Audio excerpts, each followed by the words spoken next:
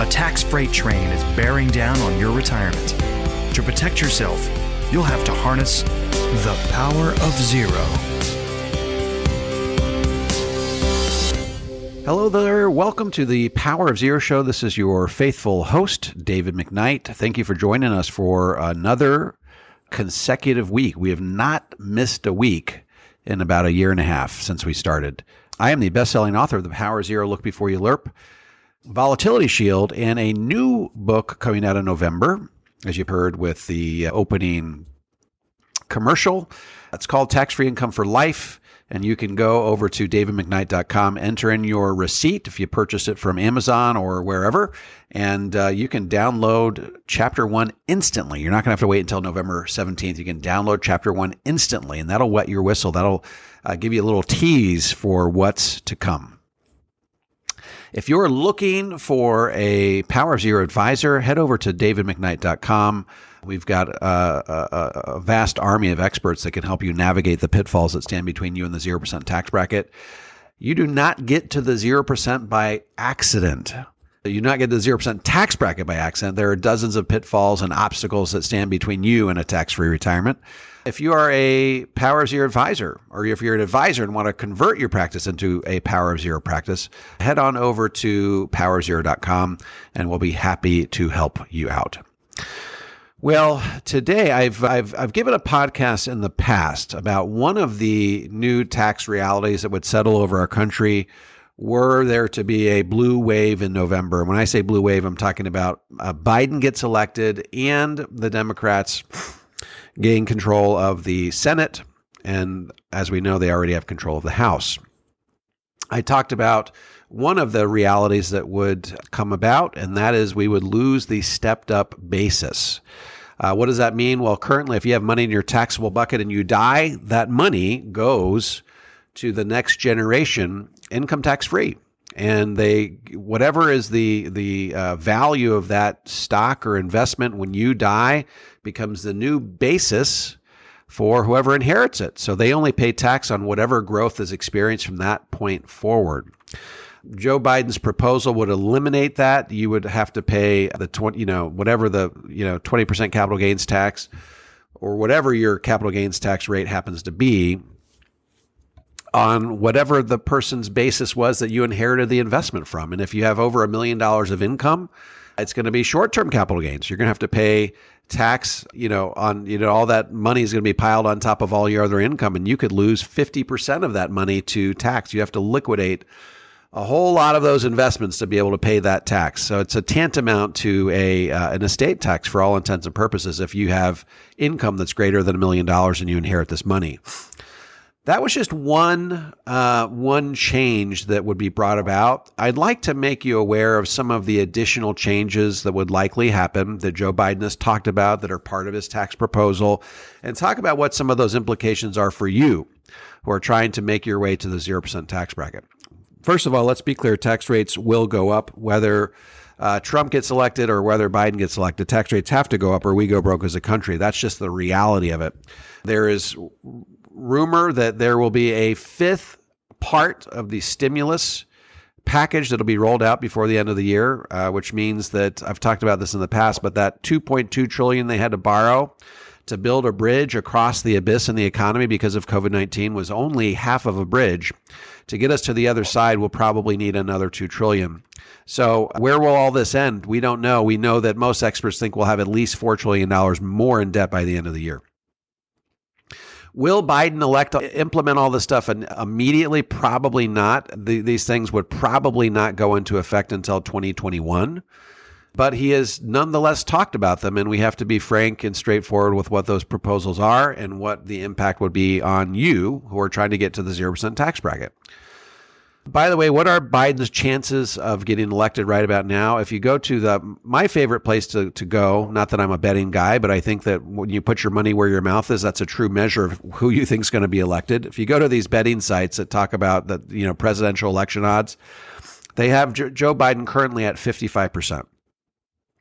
Now, obviously, a lot can change between now and fall, but that's where things are trending. It's about where Michael Dukakis was at the same time in 1987 when he was running against George W. Bush. And of course, we all know that a lot of stuff happened between, we had the Willie Brown incident. We had the awkward picture of him poking out of a tank that made him look sort of non-presidential. And there were a number of things that happened that changed the tide in the favor of George Herbert Walker Bush. So history tells us that a lot can change between now and the fall. However, if Biden gets elected, there are going to be some changes coming down the pike, and you need to be aware of what those changes are.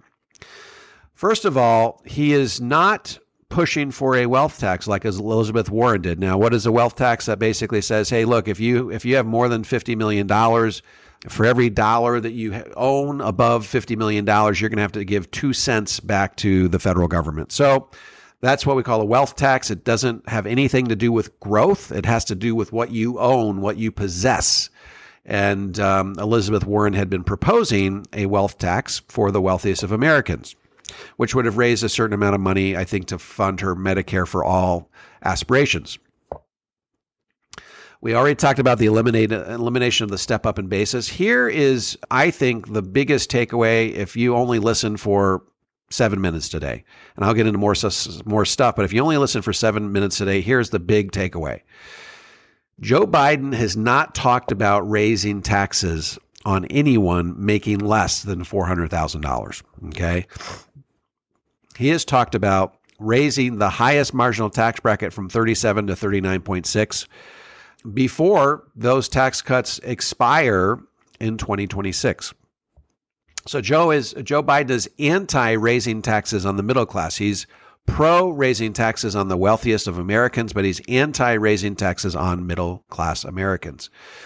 This is where, and it would take a change in the law. It would take, the House and the Senate and Joe Biden all collectively moving to make that change for this to happen.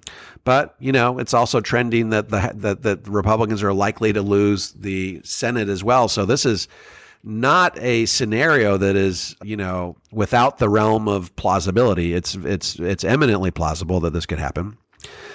But if they were to change the rule and change the, Tax Cut and Jobs Act before it expires in 2026, this is most likely what it would look like. The 37% tax bracket would go to 39.6, but all the other tax brackets would likely stay the same. Anybody making under $400,000 would likely keep their same tax bracket. What does this tell you? This also tells you that if this were made permanent, if this were a permanent change, that come 2026, you would not experience a reversion to pre-2018 tax rates. So on the one hand, if you're among the wealthiest of Americans and you're in the highest marginal tax bracket, your tax rates are going to go up. But the flip side is if you're middle class, this could make permanent the tax cuts that we experienced at the end of 2017. So we wouldn't have that, quite the same sense of urgency that we have to get all of our Roth converting done within 6 years of time. If he makes it permanent, there may be a longer period of time. Now, I happen to be of the opinion that you can't keep those tax rates historically low for very long before it starts to have massive unintended consequences for Social Security, Medicare, Medicaid. I think that tax rates by 2030 are going to have to go up dramatically or we go broke as a country. So this may be a way to do some political maneuvering in the meantime to sort of score some points. But the point is, it would be a permanent change to tax law. If 37 went to 39.6, but everything else remained the same, then guess what? That expiration date that was attached to the 2017 Tax Cut and Jobs Act would, for all intents and purposes, be rendered null and void. So I think that's good news for those of you who are looking to get to the 0% tax bracket. That means that you're not going to have to try to cram and condense all of your converting within the 6 remaining years that we have. The bad news is, well, I'll get into the bad news here in a second. Let's talk about some more of these tax increases that Americans are likely to experience. Corporate taxes currently at 21% would go up to 28%. So that's basically repealing half of the tax cut. As you remember, we had the highest corporate taxes in the world at 35%. Trump cut them to 21%. Biden is basically giving half of that back, basically repealing half of that, which would have an impact. There's no doubt about it. The Wall Street Journal is talking about the impact that would have on GDP. There would be a discernible impact on GDP. So that's something to think about. Here's another interesting one. He would cap the value of itemized deductions at 28%. What does that mean? That means that if you are currently in the 32% tax bracket or the 35% tax bracket or the 37% tax bracket, well, actually, he's talking 39.6. If you're in the 39.6% tax bracket, just to pick an extreme example here, what that means is that, when you get a deduction, let's say you get a deduction on your mortgage or you get a deduction for whatever miscellaneous itemized expenses that you have in your life, you typically get those deductions at your highest marginal tax bracket. So, you pay $1 in mortgage interest, $1 gets deducted at your highest marginal tax bracket. So you experience 39.6% of tax savings. What he's saying is instead of experiencing that 39.6 cents of tax savings for every $1 you have for that itemized deduction, you only experience 28 cents. Okay, so that's a reduction in tax savings. So in effect, what he would be doing is eliminating deductions. That's a stealth way of raising your taxes by eliminating deductions. So he'd cap the value. So basically, that's penalizing anyone that's above and beyond the 28% tax bracket. So you're basically getting penalized. So that's interesting. For all intents and purposes, he is not levying any direct taxes on the middle class. However, the middle class will shoulder a portion of the burden of these higher taxes. So, for example, if the corporate tax rate goes from 21% to 28%, stockholders of these large corporations, CEOs of these large corporations aren't just going to take it. They're going to take those increased expenses due to taxes, and they're going to pass those costs on to consumers, many of which are in the middle class. So you would likely feel the indirect effects of the increase in corporate taxes. Now, one thing that I would like to address is this, that the increase in taxation amounts to about $3.4 trillion over the next decade. So that's how much additional revenue would be coming into the U.S. Treasury because of these increased tax cuts, whether they be on regular income or on corporate income. It is important to note that Joe Biden and his administration would not be using that money to pay down debt. They would not be using that money to perhaps restructure the, quote unquote entitlement programs. He's not using that money to create efficiencies in the federal government. These $3.4 trillion are all earmarked for additional spending above and beyond what we are already paying for. This is a key point. So remember, David Walker says, if you are going to, it requires a couple of different things. You've got to reduce spending, increase revenue, or some combination of the two. Okay. What Joe Biden is doing is he is increasing revenue, but he's also increasing spending. So that goes against the prescription that very important and smart economists have given us in terms of righting our financial ship as a country. So he is not doing anything to resolve the structural issues with any of our entitlement programs. He's not doing anything to pay down the debt. He's merely raising taxes so that he can spend more money on additional programs. Now, I'm not here to argue the merit of those additional programs. I am here to argue the wisdom of raising taxes and then not using that money to right our financial ship and pay down the debt that we've incurred as a result of COVID-19 or as a result of the underfunding of Social Security, Medicare, Medicaid, or, keep in mind that by 2026, the amount of money that's going towards just paying interest on the national debt, renting the money that we've already spent is going to be substantially higher than it is today. So not only do we have higher debt, but experts tell us that by the end of the decade that interest rates are likely to be much higher than they are today. So not only do you have a lot more debt, but you have interest rates that are higher. So the cost of servicing that increased amount of debt is also higher. So what that's going to do is crowd out all of the other expenses in the federal budget, Social Security, Medicare. That's why it's so important. Every article that you read says that you have to pay down the debt. If you don't pay down the debt, all of the other structural problems stem from having too much debt. This is the key factor. If we are not addressing the debt with all of this increased spending, we are hamstringing ourselves as a country, and we will be forced to make, very, very tough decisions by the end of this decade, given the amount of debt, given higher interest rates, given the cost of servicing the debt and paying for the money that we've already spent, renting the money that we've already spent. That's a great Tom McClintock line from our movie, Power of Zero, The Tax Trade is Coming.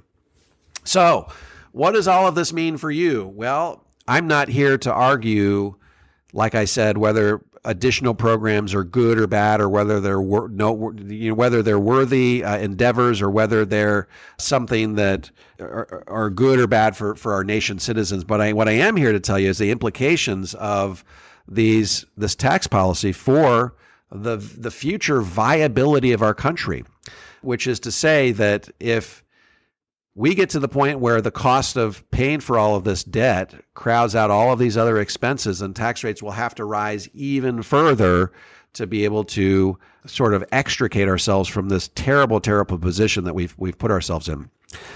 The silver lining, once again, is that if you can now, if these tax cuts get made permanent, and that 22% tax bracket, that 25 or 24% tax bracket, which I characterize in my book, The Power of Zero, Chapter 6, as the tax deal of a lifetime, the tax sale of a lifetime, if those get extended to 2028, 2030, and beyond, that means that you have a wonderful opportunity within which to pay lower taxes to get your hard-earned retirement savings repositioned from tax-deferred to tax-free.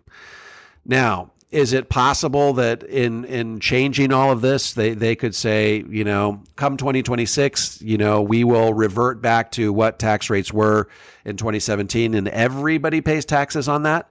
Everybody pays taxes at those higher levels? That's possible, but I haven't read anything that indicates that. Everything that I've read indicates that Joe Biden wants to make tax cuts, leave taxes where they are for middle-class Americans, and tax the wealthiest among us, namely those who make more than $400,000. So there's lots of different areas where Joe Biden wants to derive more revenue. Corporate side, individual side. He wants to eliminate deductions or the ability to get the full benefit of a deduction. One other thing here, he would likely raise the threshold on wages that are subject to Social Security tax and Medicare tax. So-called FICA tax. So that would potentially raise more revenue to try to keep Social Security and Medicare solvent. But of course, anytime you take money out of the economy and put it into federal programs, that money's not being used as efficiently. Again, I'm not here to argue the merits of it, but there's always unintended consequences when you raise taxes. That's just the fact. So just wanted to give you a brief preview of what could be coming down the pike if Joe Biden gets elected. There's going to be changes on a number of fronts. I think there is a silver lining in there in that most Americans will not see a tax increase from a personal side of things, but they will feel the impact of these taxes as these additional taxes on the corporate side would be passed along to you. All right, that's the show for today. Thank you for tuning in. Once again, please head out and take a look at Tax-Free Income for Life. You can pre-order it now. Go to davemcknight.com/books, and you can enter in your receipt number. If you bought the hard copy, and I got to reiterate, you got to buy the hard copy. This doesn't work for Audible or Kindle. If you buy the hard copy, then you can download Chapter 1 right away. Thanks, everybody. Don't forget to follow me on Twitter, @McKnight & Co., @McKnight & Co. We will look forward to chatting with you next week.